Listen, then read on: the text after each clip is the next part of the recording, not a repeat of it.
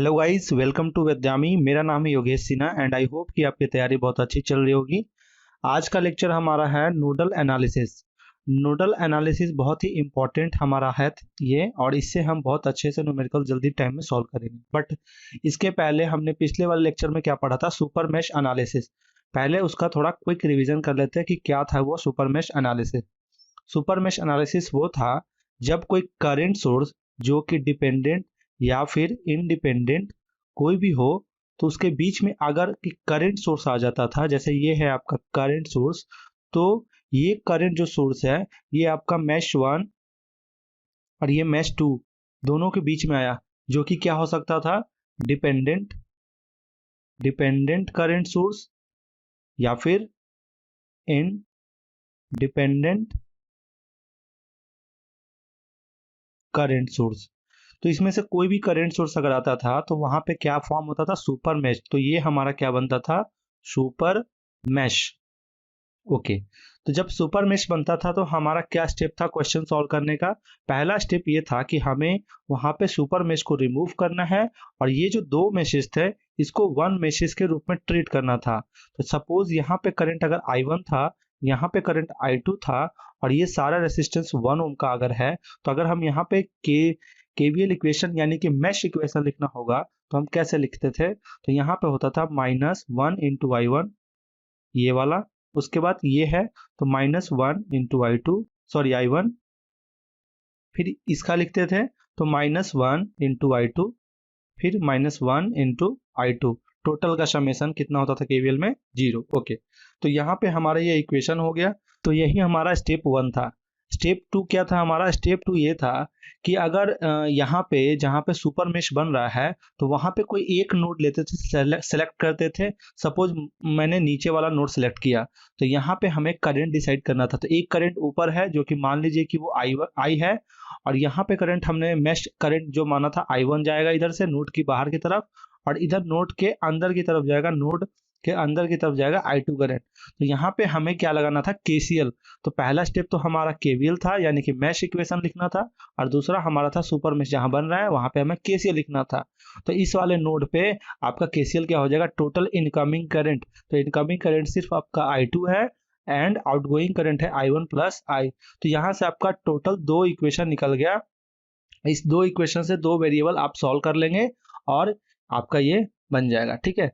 अब ये जो करंट है आपका, ये करंट आपका वैल्यू दिया रहेगा। इसका मतलब ये मत यहाँ देखिए कि I1 है, I2 है और आपका I भी 3 वेरिएबल है, नहीं, यहाँ पे आपका करंट सुपर मेश का दिया हुआ रहेगा। या फिर अगर नहीं भी दिया है तो कहीं ना कहीं एक ऐसा कंडीशन होगा जहां से एक और आपका इक्वेशन बन जाएगा। बट ओवरऑल सुपर मेश का यही है फंडा कि आपको क्या करना है, अगर सुपर मेश बनता है तो आपको पहले सुपर मेश देखना कैसे है, दो मैशेस के बीच में एक डिपेंडेंट या फिर इंडिपेंडेंट करंट सोर्स हो तो वहां पे सुपर मेश फॉर्म होगा। जहां पे सुपर मेश फॉर्म होगा तो पहला स्टेप है हमारा कि सुपर मेश को रिमूव कर लेंगे। रिमूव करने के बाद दोनों मैशेस को एक मैशेस की तरह ट्रीट करेंगे और वहां पे एक इक्वेशन लिखेंगे। और दूसरा जो हमारा स्टेप रहेगा केवीएल इक्वेशन लिखने के बाद, कि हमें जहां पे सुपर मेश बन रहा है वहां पे एक नोड को सेलेक्ट करना है और उस नोड पे हमें KCL इक्वेशन लिखना है, और उससे हमारा इक्वेशन बन जाएगा, और फिर हम इक्वेशन को सॉल्व कर लेंगे तो हमारा आंसर आ जाएगा। ठीक है। तो ये हुआ हमारा सुपर मेश। अब आज का लेक्चर हमारा क्या है, आज का लेक्चर हमारा है नोडल एनालिसिस। नोडल एनालिसिस बहुत ही इंपॉर्टेंट है टॉपिक। क्यों?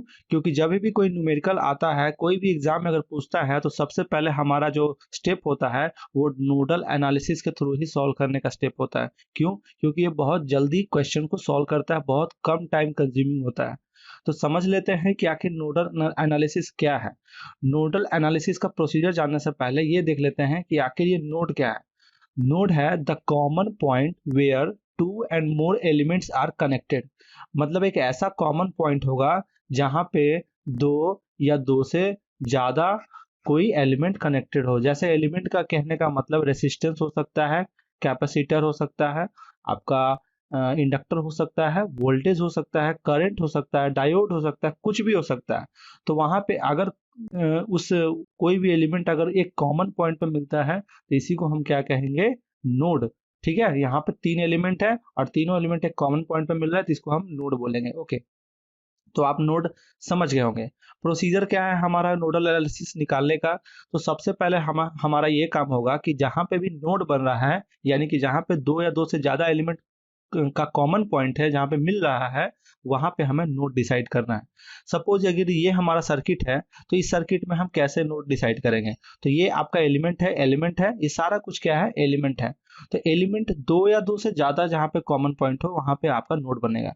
तो ये एक एलिमेंट वोल्टेज सोर्स और ये एलिमेंट आपका रेसिस्टेंस है, तो ये आपका नोड हुआ। ये क्या है? आपका नोड है। यहाँ पे आपका क्या है? नोड है। क्यों? क्योंकि तीन एलिमेंट आपका मिल रहा है। यहाँ भी नोड है, तीन एलिमेंट आपका मिल रहा है, और ये भी आपका नोड है। क्यों? क्योंकि यहाँ पे रेसिस्टेंस और एक वोल्टेज का कॉम्बिनेशन है, कॉमन पॉइंट है।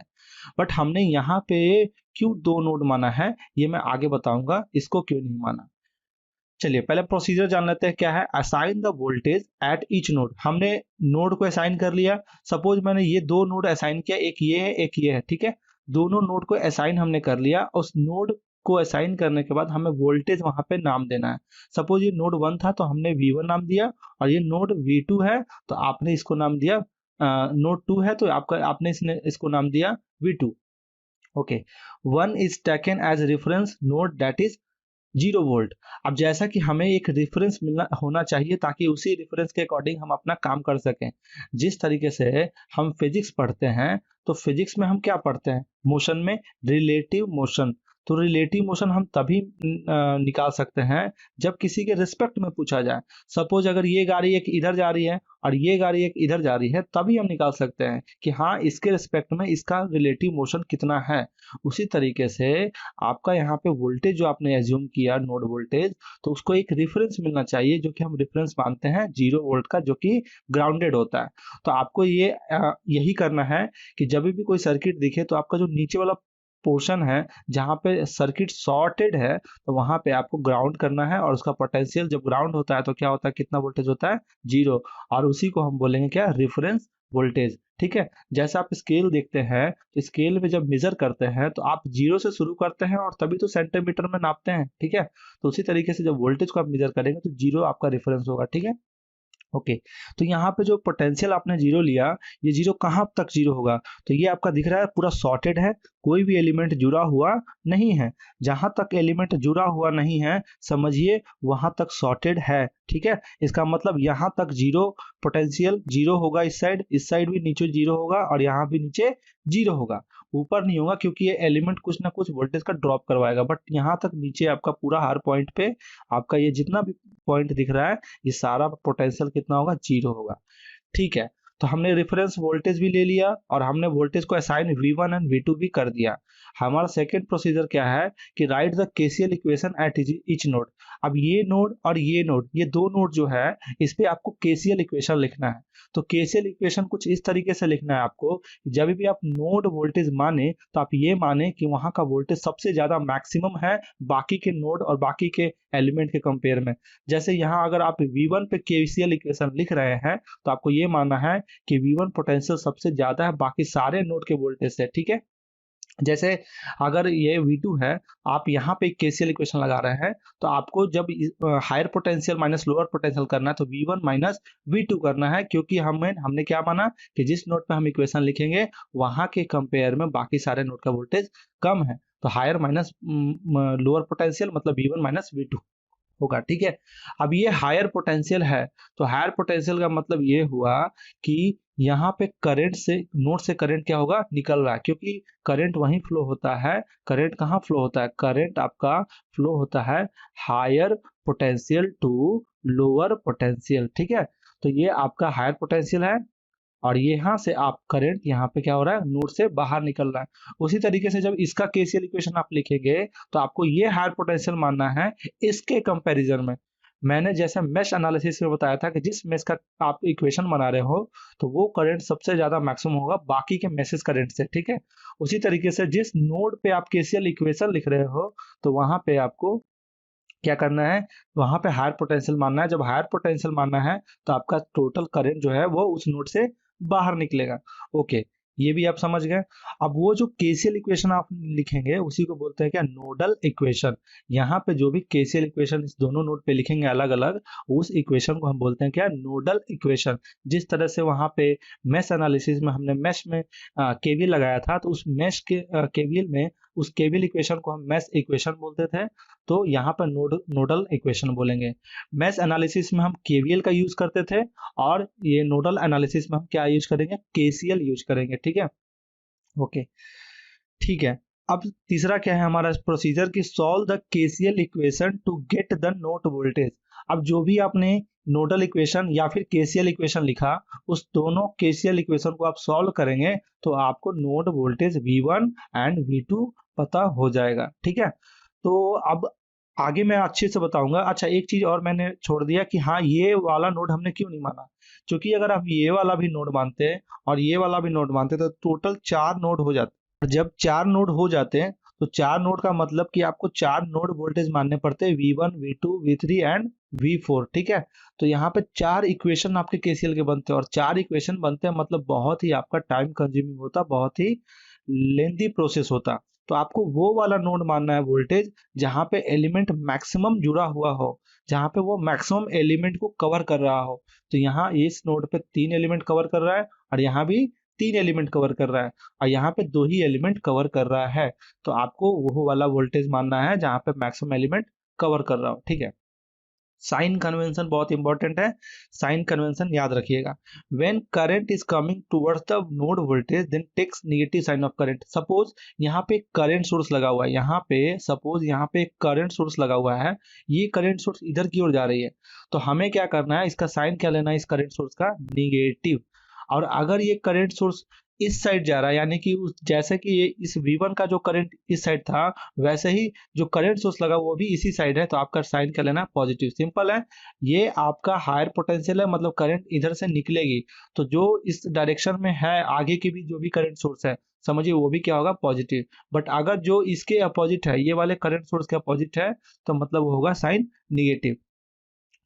This is the most general approach for solving network. मैंने बताया कि नोडल एनालिसिस जो है वो बहुत ही इंपॉर्टेंट है और बहुत ही ज्यादा जनरल अप्रोच है, मतलब कि अगर कोई भी सर्किट मिलता है तो नोडल एनालिसिस ही हमारा सबसे पहला स्टेप होता है सॉल्व करने का।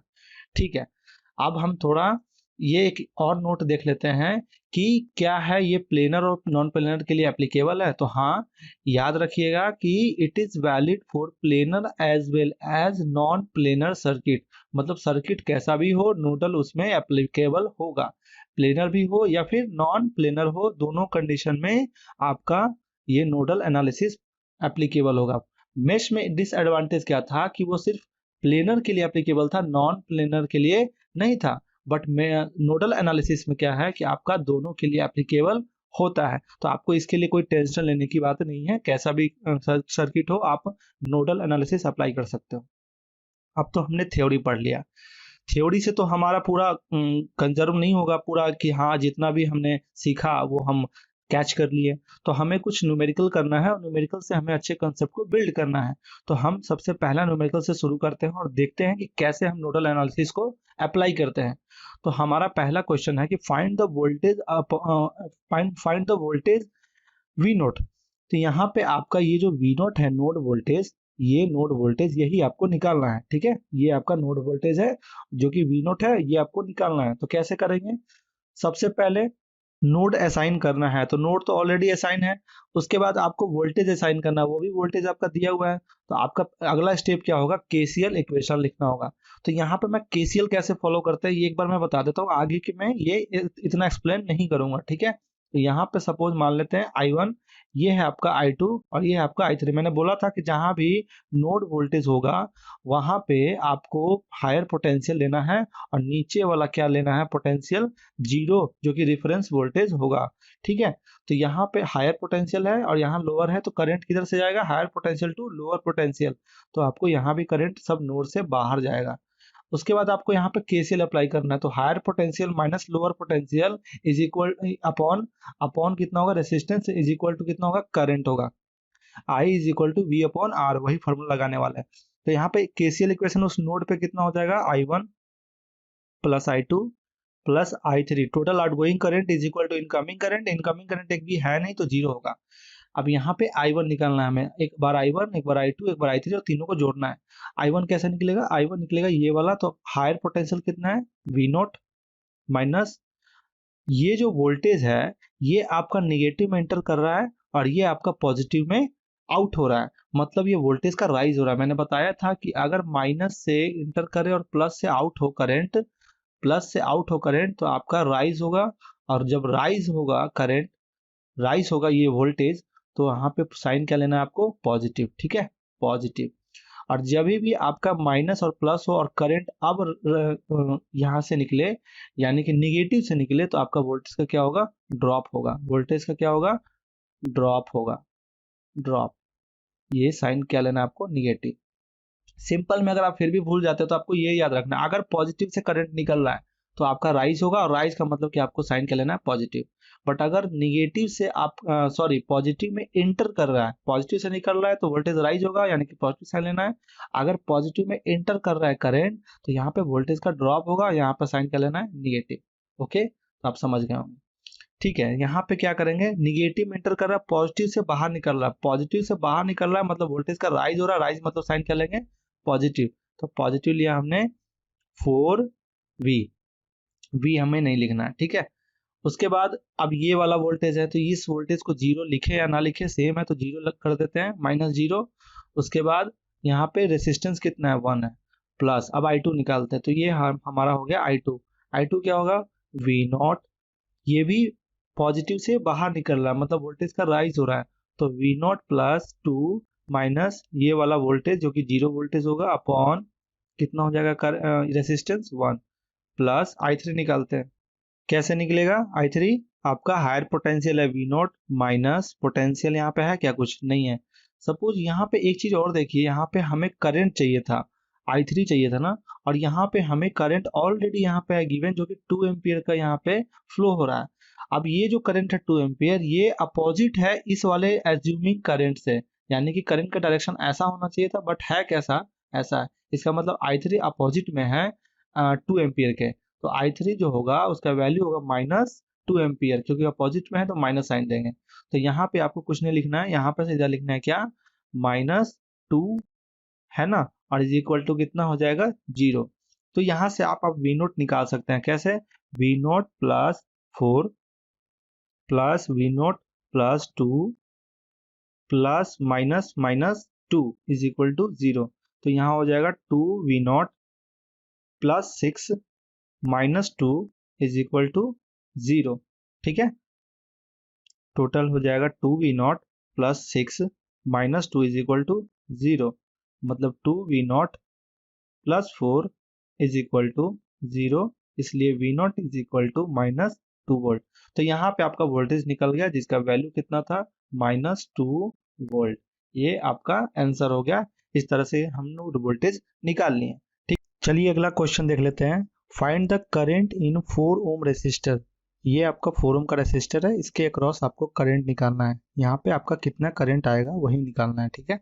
कैसे निकालेंगे, सबसे पहले नोडल एनालिसिस में अप्लाई करने के लिए हमें क्या करना है, नोड वोल्टेज असाइन करना। तो ये आपका नोड 1 है, ये आपका नोड 2 है, और इसका हमने नाम दिया V1, इसका नाम दिया हमने V2, ठीक है। तो पहला हमने क्या किया था, पहला हमें काम है कि नोड असाइन करना है, असाइन द नोड, ठीक है, असाइन द नोड, ये हमारा पहला स्टेप था। और इसके साथ हमें क्या करना था, वोल्टेज भी असाइन करना था। क्या करना था, वोल्टेज असाइन करना था।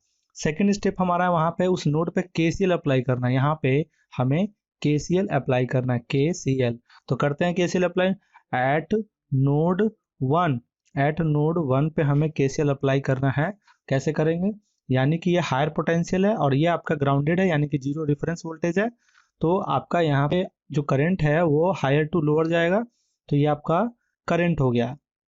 अब इस पे हम नोडल यानी कि KCL अप्लाई करते हैं, तो क्या होगा, V1 माइनस, यहाँ से पॉजिटिव से बाहर निकल रहा है करंट, मतलब प्लस में होगा, राइज होगा वोल्टेज का, तो 1/1 plus V1 minus 0/2 plus V1 minus V2/2 is equal to 0। ये आपका हो गया। तो यहाँ आप देख रहे हैं कि यहाँ पे V1 में से पहले एक इधर मैंने इक्वेशन लिखा प्लस, इधर इक्वेशन लिखा प्लस, इधर इक्वेशन लिखा, तो तीनों का समेशन कितना हो जाएगा 0। थोड़ा सॉल्व करते हैं इसको, क्या होगा V1 प्लस 1 प्लस, इसमें 2 से मल्टीप्लाई कर लेते हैं, क्यों, क्योंकि एलसीएम हमने ले रहे हैं। तो V1 plus V1 minus V2, और ये पूरा टोटल एलसीएम आपका कितना हो गया 2 हो गया। Okay, is equal to 0। तो इसका अब हो जाएगा क्या, टोटल V1 कितने हो गए 4, V1 minus V2 is equal to minus 2, equation number 1। At node 2, अब नोड 2 पे हमें फिर से केसीएल अप्लाई करना है, तो यहाँ पे हम केसीएल अप्लाई करते हैं। तो पहले इधर का इक्वेशन लिखेंगे आई, फिर इधर और फिर इधर, तीनों को जोड़ देंगे, क्या होगा। तो अब की क्या हो जाएगा, V2 ज्यादा बड़ा हो जाएगा V1 से, क्योंकि मैंने बताया था कि जिसका नोडल इक्वेशन लिखेंगे उसका वोल्टेज ज्यादा होगा बाकी के वोल्टेज से। तो V2 minus V1 upon 2 plus V2 minus 0 upon 4, ये वाला नीचे की तरफ जो है ये वाला हम लिख रहे हैं, क्योंकि यहाँ नीचे कितना वोल्टेज है 0। अब इधर की ओर हम लिखते हैं, इधर कितना होगा, प्लस से आउट हो रहा है, मतलब राइज हो रहा है वोल्टेज का, तो plus V2 plus V2 upon 1 is equal to 0। इसको थोड़ा सॉल्व कर लेते हैं, तो क्या होगा, ये आपका 4 एलसीएम हो जाएगा, 4 एलसीएम, तो 2V2 minus 2V1 plus V2 plus 4V2 plus 2 4 जा 8 इज इक्वल टू 0। इसको थोड़ा और सॉल्व कर लेते हैं, टोटल माइनस 2V1 हो जाएगा, V2 हो जाएगा 7V2 is equal to minus 8, equation number 2। ये इक्वेशन नंबर 1 है, इक्वेशन नंबर 2। इस दोनों को सॉल्व करना है, कैसे करेंगे, यहाँ 4V1 है, यहाँ माइनस 2V1 है, तो इसमें हम कितना से मल्टीप्लाई करेंगे, 2 से मल्टीप्लाई करेंगे, तो आपका कितना हो जाएगा minus 4V1 plus 14V2 is equal to minus 16। Okay, अब ये आपका इक्वेशन 3 मान लीजिए इसको। अब क्या करेंगे हम, तो अब हमें करना है इक्वेशन 2 को 3 से ऐड करने पे क्या हो जाएगा, आपका आ जाएगा, ये दोनों कैंसिल आउट हो जाएंगे, टोटल V2 कितना हो जाएगा 13V2 is equal to minus 18 हो गया। तो V2 इज इक्वल टू हो जाएगा माइनस 18 अपॉन 13। तो V1 यहाँ से कितना निकल जाएगा, ये वाला V2 का वैल्यू हम पुट करते हैं इसमें, ठीक है। तो V2 का वैल्यू जब पुट करेंगे तो कितना हो जाएगा माइनस 18 अपॉन 13 माइनस 2 अपॉन 4। आप यहाँ से देख लेना, ये हमने यहाँ से निकाला है, ठीक है। तो कितना हो जाएगा 13 minus 18 minus 26 upon 13 upon 4 minus 34 upon 13 upon 4 is equal to minus 34 upon 13 into 4, ठीक है। ये आपका हो जाएगा माइनस 34 अपॉन 52। ये आपका वोल्टेज V1 आ गया और ये आपका वोल्टेज V2 है। तो अब आपका जब V1 आ गया V2 आ गया, तो आपको अब क्या निकालना है कि find the current in 4 ohm resistor, इसमें करंट कितना होगा। तो चूंकि यहाँ पे वोल्टेज कितना है V2, नीचे कितना वोल्टेज है 0, तो अब हमें करंट निकालना है I। सपोज इसको हम मान लेते हैं क्या इधर करंट है I, यहाँ I का करंट का फ्लो हो रहा है, तो I इज इक्वल टू कितना हो जाएगा, हायर पोटेंशियल कितना है V2 माइनस यहाँ पे लोअर पोटेंशियल यानी कि नीचे की ओर इतना पोटेंशियल माइनस दिस पोटेंशियल, तो V2 माइनस 0 अपॉन रेसिस्टेंस कितना 4, तो V2 का वैल्यू आपका माइनस 18 अपॉन 13 अपॉन 4 यही होगा, ठीक है। इसका टोटल कितना हो जाएगा minus 18 upon 13 into 4 minus 18 upon 15, ठीक है। तो ये आपका करंट हो जाएगा इतना एम्पियर, यही आपका आंसर है, ठीक है। तो टोटल आपका करंट का वैल्यू, उसमें कितना करंट फ्लो हो रहा है, current is equal to minus 18 upon 52 ampere का करंट, 52 एम्पियर का करंट फ्लो हो रहा है, ठीक है। क्या किया हमने, नोडल इक्वेशन बनाए, दोनों का V1 एंड V2 का वैल्यू निकाला हमने। V1 एंड V2 का वैल्यू निकालने के बाद जब हमें इसमें करंट निकालना है, तो हमें इतना potential minus this potential upon R is equal to current निकाल लिए।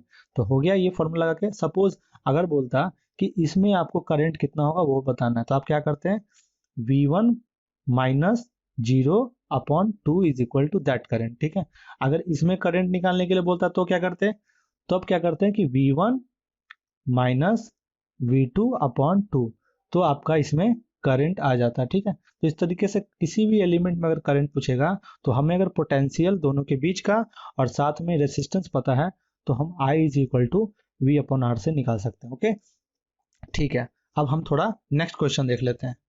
नेक्स्ट क्वेश्चन क्या है कि the power absorb by the 10 ohm resistor, ये जो 10 ओम का रेसिस्टर है ये आपका कितना पावर एब्जॉर्ब कर रहा है वो बताना है। क्या करेंगे, नोडल इक्वेशन लिखेंगे। सबसे पहले नोड असाइन किए हमने, ये है नोड है, ये नोड है और ये नोड है, तीनों में तीन तीन एलिमेंट का कनेक्शन है। अगर आप सिर्फ इसको मानेंगे तो आपका इक्वेशन सॉल्व नहीं होगा। आपको यहाँ पे तीन वेरिएबल आएंगे, तीनों को आपको सॉल्व करना है। तो यहाँ पे मान लिया हमने V1, यहाँ पे V2 और यहाँ पे V3। तो हमको V1 पे लिखना है क्या, इक्वेशन। तो एट नोड 1 क्या करेंगे, तो नोड 1 पे higher potential minus lower potential कितना है, यहाँ पे 0 है। तो और यहाँ पे आपको पॉजिटिव एंटर कर रहा है मतलब वोल्टेज का ड्रॉप होगा। तो टोटल कितना इक्वेशन हो जाएगा आपका, यहाँ पे इसमें V1 minus 10 minus 0 upon resistance कितना है 5 है, इसमें हमने लिख लिया। अब इसमें लिखते हैं plus V1 minus V2 upon 8 plus, इसमें हमने लिख लिया। अब इसका लिखते हैं, तो हायर पोटेंशियल कितना है V1 और लोअर पोटेंशियल कितना है V3। तो आपका होगा V1 minus V3 upon 6। Total का समेशन कितना हुआ करंट का, 0। ये आपका नोड 1 का आ गया। ठीक है, उसके बाद नोड 2 का कितना आएगा, ये आपका इक्वेशन 1 हो गया। एट नोड 2, नोड 2 का क्या आएगा, इस वाले नोड पे हम KCL अप्लाई करते हैं। तो क्या होगा, पहले इधर का लिखते हैं, तो V2 minus V1 upon 8 plus इधर का लिखते हैं, तो कितना होगा V2 माइनस 0 अपॉन 8 सॉरी 10, यहाँ पे 10 ओम का रेसिस्टेंस है, प्लस इधर का लिखते हैं कितना होगा V2 minus V3 upon 4 is equal to 0। तो ये आपका इक्वेशन 2 हो गया, ये आपका इक्वेशन 1 है। अब एक लास्ट नोड बचा हुआ है जो कि नोड है 3। तो इस नोड 3 पे हमें निकालना है नोडल इक्वेशन यानी कि KCL। ठीक है, कैसे निकालेंगे, तो यहाँ पे हम पहले इस साइड का इक्वेशन लिखते हैं। क्या होगा, V3 minus V2 upon 4 plus, अब नीचे की ओर लिखते हैं कितना होगा V3, अब ये पॉजिटिव से निकल रहा है मतलब राइज होगा वोल्टेज का, तो V3 प्लस 8 और माइनस कितना वोल्टेज है यहाँ पे 0, तो 0 अपॉन 2 ओम का रेसिस्टेंस प्लस, अब ये वाला जो V3 है इसमें हम कैसे लिखेंगे ऊपर की ओर, तो V3 minus V1 upon 6 is equal to 0। और ये हमारा टोटल 3 इक्वेशन हो गया। ठीक है, 3 इक्वेशन तो हो गया। अब हमें क्या करना है कि पहले V1 V2 and V3, V1 V2 V3 ये तीनों क्या करना है, सॉल्व करना है। सॉल्व करना है इक्वेशन से, 3 इक्वेशन आपके 3 वेरिएबल है, 3 इक्वेशन और 3 वेरिएबल, तो आपको सॉल्व करना है। सॉल्व करने के बाद आपका जो वैल्यू आएगा वो आएगा V1 is equal to 2.09 volt, V2 आएगा माइनस 1.805 वोल्ट और V3 आएगा आपका माइनस 4.4756 वोल्ट। तो ये आपका 3 वोल्टेज आ गया, V1 आ गया, V2 आ गया, V3 आ गया। अब क्या करना है, बोल रहा है कि find the power absorb by the 10 ohm resistor. ये जो आपका 10 ओम का रेसिस्टर ये कितना पावर को एब्जॉर्ब करेगा। आप जानते हैं कि ये पैसिव एलिमेंट है और पैसिव एलिमेंट हमेशा पावर को क्या करता है, एब्जॉर्ब करता है। तो ये कितना पावर एब्जॉर्ब करेगा, तो पावर का एब्जॉर्ब करने के लिए हमें दो चीज चाहिए, V चाहिए और I चाहिए। ठीक है, तो यहाँ पे इसके अक्रॉस का वोल्टेज तो हम निकाल चुके हैं, V2 माइनस दिस 0, तो टोटल वोल्टेज V2 आपका आ चुका है, यानी कि आपका यहाँ पे V कितना है माइनस 1.805 ये आ गया है। अब आपका यहाँ पे करंट कितना होगा, तो करंट कैसे निकालेंगे, क्योंकि इधर करंट ये हायर पोटेंशियल है तो करंट हर तरफ से निकलेगा। तो आपका इसका करंट निकालना है, ये वाला का करंट, फिर ये वाला करंट निकालना है और फिर नीचे वाला करंट तो आपको जब 2 निकल जाएगा तो KCL लगा के तीसरा निकल ही जाएगा। तो इसका करंट निकालते हैं, कैसे निकलेगा? इसका करंट निकलेगा V2 minus V1 upon 8, V2 minus V1 upon 8। तो V2 minus V1 upon 8 is equal to minus 1.805 minus V1 कितना है 2.09 अपॉन 8। ठीक है, तो ये आपका पहला निकल जाएगा करंट इसका, जो कि मान लेते हैं हम कि ये क्या है I1 है, तो ये आपका I1 हो गया। ओके, अब इस साइड का करंट कैसे निकलेगा? ये आपका पहला हो गया। दूसरा कैसे निकलेगा करंट? I2, इसको मान लेते हैं क्या I2। तो I2 कैसे निकलेगा? V2 माइनस V3 अपॉन 4, इतना potential minus this potential upon 4 is equal to current. यहाँ पे हो जाएगा आपका V2 कितना है माइनस 1.805 माइनस आपका V3 कितना है, V3 है माइनस 4.4756। ठीक है, अपॉन कितना रेसिस्टेंस है 4। इससे आपका करंट क्या निकल जाएगा I2। जब I1 निकल गया, इधर I1 है आपका और ये आपका क्या है I2, तो यहाँ पे हम क्या करेंगे apply KCL, apply KCL at node 2 क्या करेंगे? Total incoming current is equal to outgoing current. तो हम चूंकि जानते हैं कि यहाँ पे सब नोड से बाहर करंट निकल रहा है, मतलब आउटगोइंग है, तो total I1 plus I2 plus I3 is equal to कितना होगा 0। I1 plus I2 plus I3 is equal to कितना होगा 0। तो यहाँ पे आपने I1 को पुट करना है, I2 को पुट करना है, और आपका क्या निकल जाएगा यहाँ पे I3। आपका यहाँ पे क्या निकल जाएगा I3 निकल जाएगा, जो कि कुछ वैल्यू आएगा वो आपको कैलकुलेट करना है। ओके, जब I3 निकल गया यानी कि इसमें जो करंट आ रहा है ये करंट आपका निकल गया, और वोल्टेज इसके अक्रॉस V2 माइनस 0 यानी कि दिस वोल्टेज, ये वाला वोल्टेज निकल गया। तो आपको I3 से यहाँ मल्टीप्लाई कर देना है, जो भी I3 यहाँ कैलकुलेट होगा ये आपको I3 यहाँ पुट कर देना है, तो आपको क्या निकल जाएगा पावर, और यही आपका आंसर होगा। ठीक है, तो ये कैलकुलेशन वाला पार्ट है वो आपको करना है। ठीक है, तो कैलकुलेट आप कर लेना, ये आपका प्रोसीजर हुआ। तो अब आपको समझ में आ गया होगा कैसे नोडल एनालिसिस को अप्लाई करना है और कैसे इसको आगे प्रोसीड करना है। ठीक है, ओके, एक क्वेश्चन और देखते हैं। क्या है कि find the value of current I. इसमें हमको करंट आई निकालना है, यानी ये निकालना है। तो यहाँ पे क्या कर सकते हैं हम, नोड मानेंगे यानी कि ये नोड 2 यानी V2, ये आपका V3 और ये आपका V1। ठीक है, तो ये तीन आपका नोड हो गया। ये तीनों नोड में आपको KCL इक्वेशन लिखना है। फटाफट लिख लेते हैं। क्या होगा? पहला एट नोड 1 क्या होगा V1, और ये प्लस में इंटर कर रहा है, मतलब वोल्टेज का ड्रॉप हो रहा है, तो V1 minus 2 minus 0 upon 2 plus V1 minus V2 upon 1 plus V1 minus V3 upon 1 is equal to 0।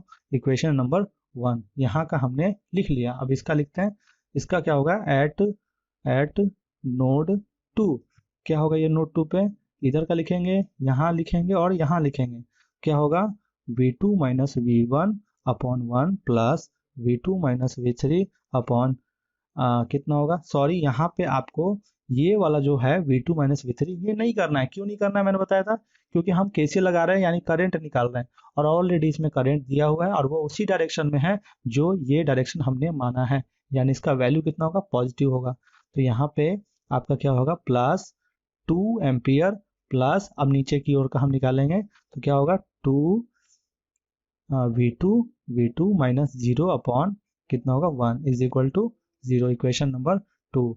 अब हम एट नोड 3 पे अप्लाई करते हैं। नोड 3 कौन सा है? ये आपका नोड 3 है।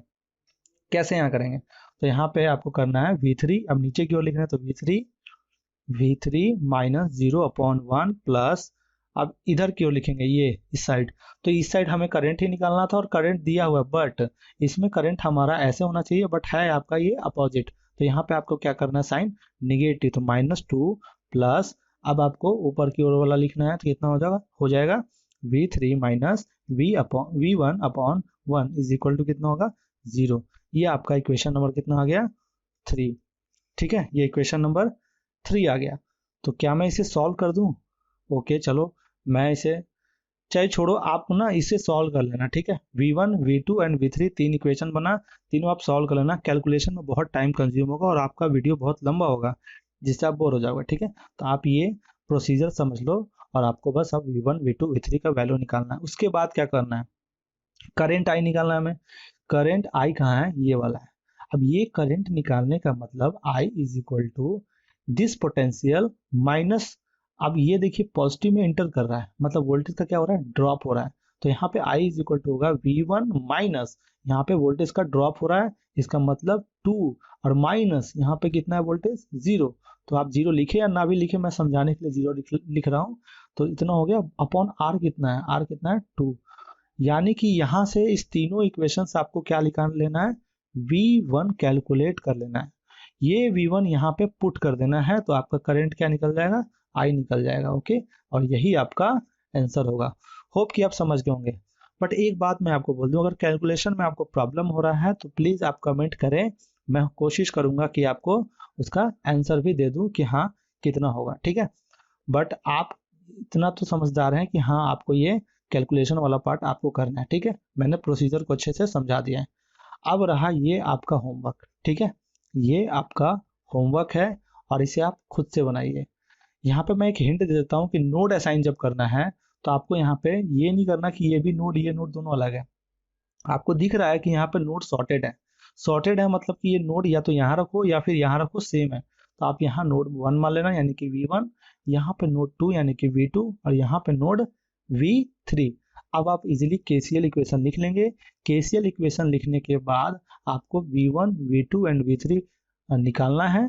V1 and V2 and V3, ये तीन आपको वैल्यू निकालना है। निकालने के बाद आपको पूछा क्या है, current in 2 ohm resistor. Current in 2 ohm resistor कैसे होगा, तो यहाँ पे से यहाँ के बीच में ये आपका वोल्टेज V2 है माइनस दिस, यानी कि 2 ओम के बीच में करंट कितना निकलेगा, I is equal to V2 minus 0/2। तो ये आपका निकल जाएगा इसमें करंट, इसमें करंट का फ्लो निकल जाएगा, क्योंकि I is equal to V/R, और V आपका कितना है, V2 माइनस 0/R कितना है 2। तो ये आपका करंट निकल जाएगा। तो आप निकाल के आंसर कमेंट में बताओ कि कितना इसका आंसर आता है। ये आपका होमवर्क है, ठीक है। आप बनाओ इसे। मुझे उम्मीद है कि आपको नोडल एनालिसिस अच्छे से समझ में आ गया होगा। अगर फिर भी नहीं आता है तो आप एक बार रिवाइंड करके और देखो, आपको इजीली समझ में आ जाएगा, ठीक है। अगले वाले लेक्चर में जैसे हम पढ़ेंगे सुपर नोड।